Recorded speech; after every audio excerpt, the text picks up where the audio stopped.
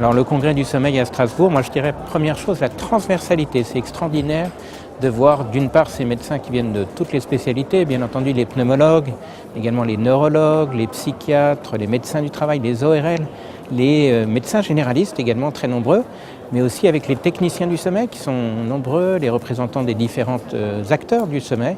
Et ça, cette transversalité, elle est vraiment fantastique.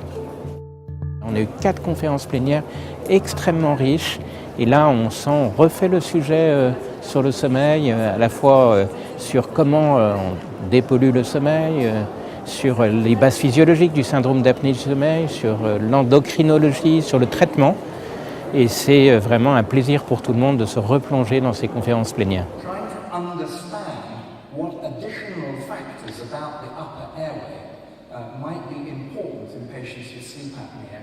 Other than the simple increased tendency of the pharynx to passive collapse, which is perhaps... Cette édition a l'air déjà bien partie avec énormément de monde puisque je pense qu'on est à plus de 2800 participants et les 2 premières conférences plénières qui ont été très didactiques et pédagogiques avec énormément de monde également.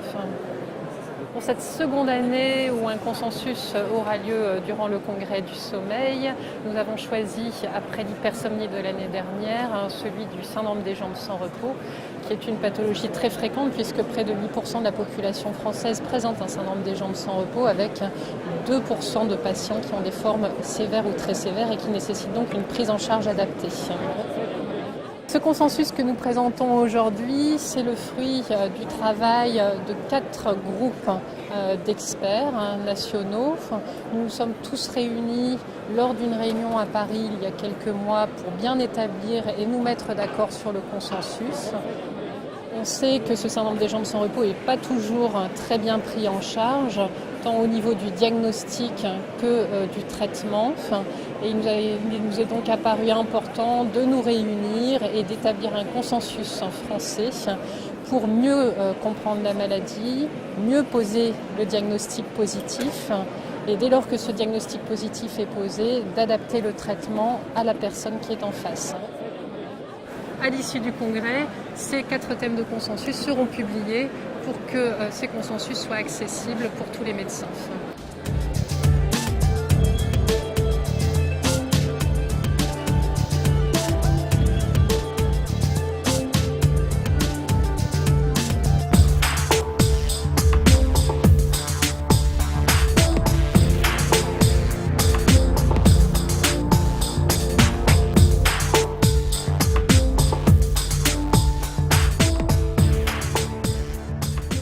Le congrès, pour l'instant, tout ce que j'en ai vu depuis le début, c'est très prometteur. Il y a des thèmes qui sont abordés qui sont très variés, avec une bonne qualité d'intervention. Donc on a plein de jeunes chercheurs que j'ai pu voir ce matin dans les communications, notamment les communications orales. Sommeil lent, profond. La session de cette année était très intéressante et très variée, donc allant de l'enregistrement polysomnographique, notamment le sommeil du lézard, à des applications beaucoup plus humaines et appliquées justement, avec des enregistrements notamment sur smartphone et d'analyse des rythmes de sommeil.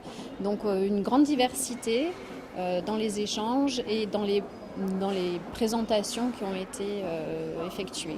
Je pense que ce genre de manifestation est très importante et intéressante pour permettre aux jeunes de se rencontrer, notamment les chercheurs qui travaillent plutôt en recherche fondamentale avec ceux qui travaillent en recherche clinique, afin de mieux se connaître et de permettre l'amorçage de réseaux de recherche qui pourront permettre de développer des projets de recherche translationnelle, allant donc du fondamental à la clinique et de la clinique au fondamental.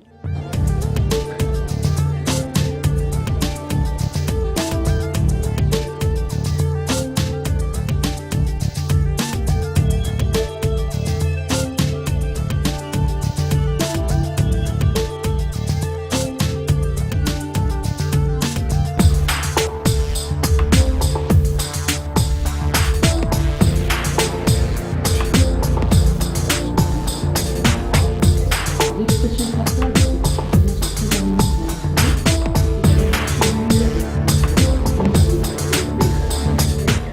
On a encore assisté à un très très bon congrès du sommeil qui est d'ailleurs pas terminé puisqu'il reste encore une demi-journée avec des sessions vraiment extrêmement intéressantes et des orateurs prestigieux avec un thème qui était un petit peu dans la continuité de ce qui s'est fait l'année dernière et en particulier sur un peu le phénotypage des apnées du sommeil, insisté notamment hier sur le fait que les apnées du sommeil ne se limitent pas simplement à un problème d'étroitesse anatomique des voies aériennes supérieures, mais qu'il y a tout un tas de facteurs qui concernent le seuil d'éveil, qui concernent la réactivité des muscles dilatateurs, qui contribuent à cette maladie.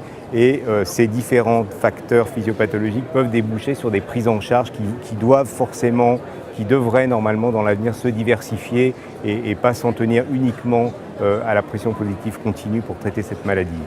Donc on a une population croissante de médecins qui participent à ce congrès, qui viennent d'horizons très différents, de spécialités très différentes. Ça veut dire qu'on répond à leurs attentes et je pense que ça incite vraiment à continuer et cet équilibre entre des thématiques respiratoires, des thématiques non respiratoires est tout à fait, je crois, vraiment une des réussites de ce congrès.